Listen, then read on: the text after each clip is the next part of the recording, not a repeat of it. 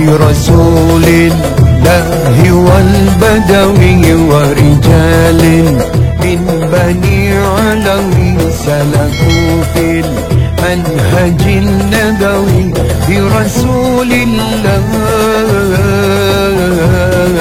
والبدوي برسول الله والبدوي ورجال من بني علوي سلكوا في المنهج النبوي.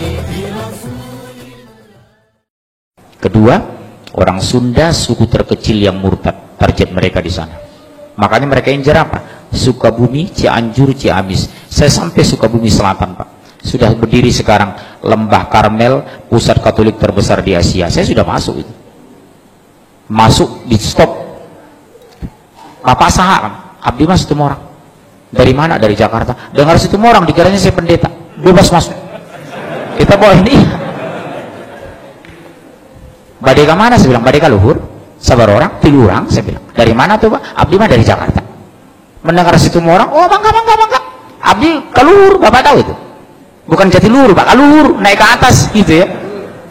Sampai di sana, subhanallah, sudah selesai gereja katedral, gereja besar, lebih besar dari gereja katedral. Disitulah saya tanya, berapa banyak Sunda yang dimurtadkan? Lengkap foto-foto, dokumen saya simpan. Terbang saya ke Palembang Pak, berdiri lagi di sana, hanya 7 km dari Unsri, Universitas Sriwijaya, Sekolah Alkitab Palembang, seluas 15 hektar. Bapak dari mana? Dari Jakarta. Oh iya, Bapak Situmorang. Pimpinannya ternyata seorang Batak juga, Sinaga. Saya tanya, udah berapa lama berdiri? Udah 15 tahun. Oh iya, udah banyak yang orang masuk Kristen. Oh luar biasa Pak. Yang kita incar dari teknik fakultas, itulah saya dapat. Dari teknik ke dokter. Oh iya. Oh bagus. Di hati saya, dalam hati saya panas ini. Gimana bagus hati panas? Oh bagus. Saya tanya, daerah mana yang mau dimurtadkan? Kami memfokus di 4 provinsi. Lampung, Jambi, Sumsel, Bengkulu. Sudah berhasil. Bengkulu Utara sudah satu desa masuk Kristen. Saya ketemu alhamdulillah tokoh Bengkulu di Jakarta. Saya ngomong serius, Pak tolong ya Pak, hati-hati. Bengkulu salah satu daerah yang akan dimurtadkan di Sumatera sebagian selatan, Sumbaksel. Luar biasa Pak. Lihat yang di Jawa Barat itu, Danu Khalil Winata, pendeta Danu Khalil Winata, pendeta Muhammad Solehin, pendeta Luqman Sardi, pendeta Lisa Odah. Saya bingung lihat umat Islam. Saya angkat ini nyaris tidak ada yang peduli. Padahal kata Rasulullah terhadap orang murtad, nasihati kalau mereka tidak kembali ke Islam, yang murtad dan dimurtadkan pancung. Makanya Amerika tidak suka sama Afghanistan itu, karena Taliban itu kalau ketahuan ada misi Katolik Protestan yang masuk ke Taliban, coba-coba murtadkan, pancung. Bapak tahu nggak?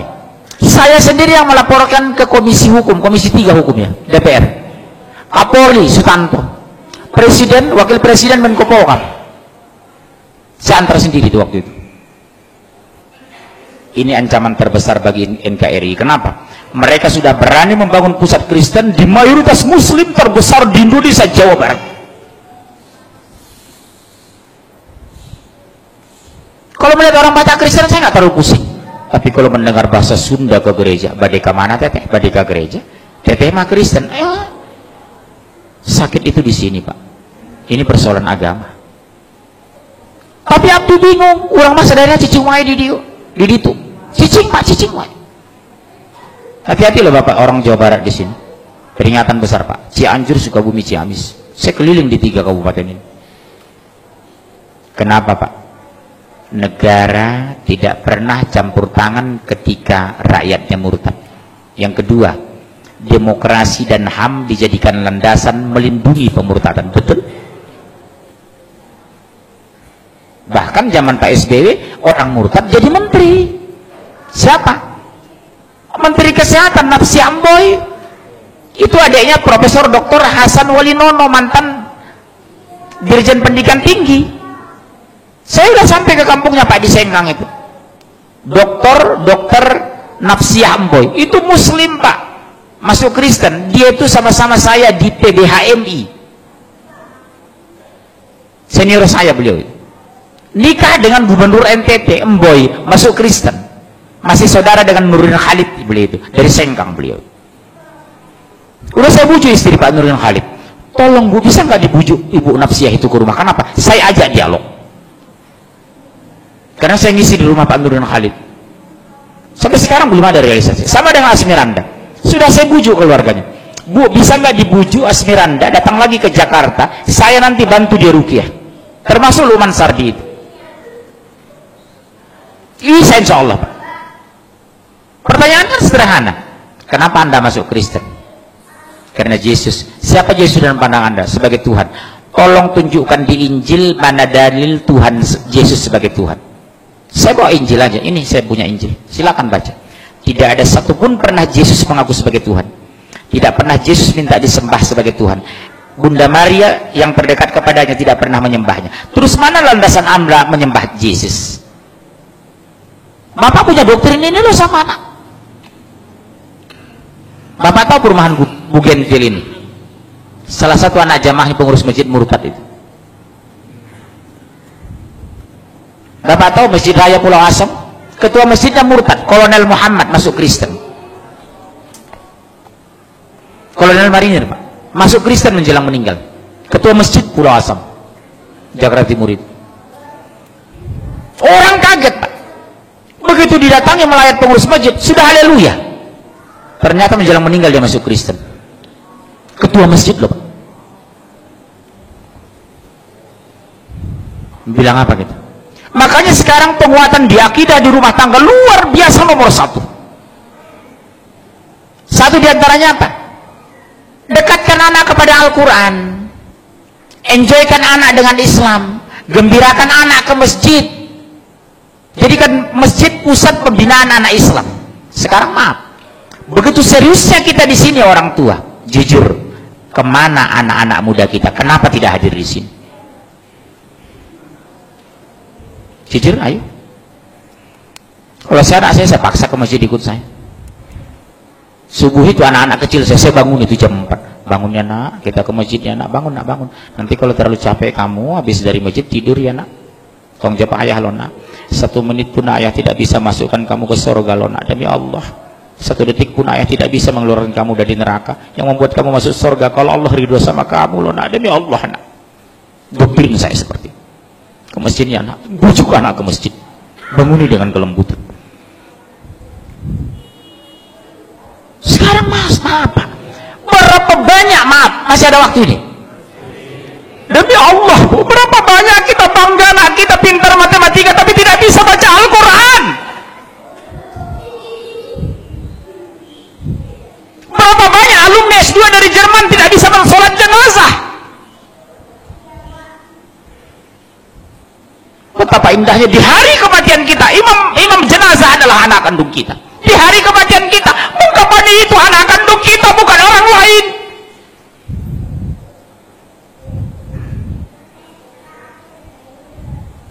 Saya pergoki Pak, demi Allah, jamaah saya 9 sekeluarga, semua orang kaya, 5 laki-laki 4 perempuan. Di hari kematiannya semua nelpon saya, tolong Ustadz carikan yang memandikan ibu kami. Subhanallah, betapa sakitnya hati seorang ayah di hari kematiannya anak menjadi penonton. Betapa indahnya hati seorang ayah di hari kematiannya membuka busananya anak kandungnya, memandikan anak kandungnya, imam jenazah anak kandungnya. Makanya kata Rasulullah, orang yang paling berhak terhadap jenazah adalah ahli warisnya, saudara senasabnya. Sab pertama anak dan mantu kita, sab kedua saudara sepupu kita, sab ketiga tetangga kita, sab keempat teman kerja. Jangan kita merapat ke depan yang bukan hubungan darah dengan jenazah. Makanya saya kalau masuk jenazah ke masjid, Pak mau jadi imam? No. Ada anak kandung nggak? Maaf ya Pak, nggak ada. Saudara kandung ada nggak? Sepupunya nggak? Dia lebih berkewajiban dari saya Pak. Bukan saya nggak mau jadi imam jenazah.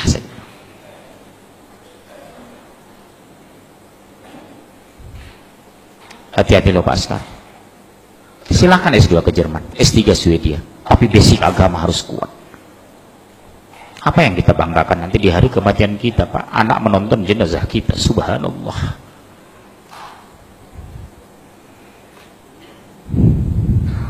Di dunia saja sudah dipermalukan, apalagi di akhirat. Begitu diminta pertanggungjawaban di padang mahsyar, apa yang kita jawab? Anak tidak bisa Al-Quran, sholat banyak tinggal. Hampir di semua pengajian yang melibatkan anak, saya tanya jujur, nak kelas berapa nak? Seperti kemarin, kelas berapa nak? Kelas 3 SMA Pak. Subuh tadi? Enggak Pak. Bisa ibu kandungnya, demi Allah senyum Pak, bukan malu, bukan nunduk. Mana ibu kamu? Itu Pak, senyum ibunya. Allahu Akbar. Enggak subuh dah? Enggak Pak. Sering tinggal sholat? Sering. Sholat apa? Subuh dengan Isya. Isya kecapean, subuh kesiangan. Ibunya santai Pak. Maaf ya Pak, demi Allah. Tolong kita koreksi istri kita di rumah pulang nanti, tolong kita koreksi. Bagaimana Allah membela kita? Allah biarkan akidah terluntar. Tauhid belum lurus, baca Al-Quran nggak bisa, sholat tidak tepat waktu. Mau bagaimana Allah mau menjaga kita? Makanya ittaqullah haqqa tuqatih.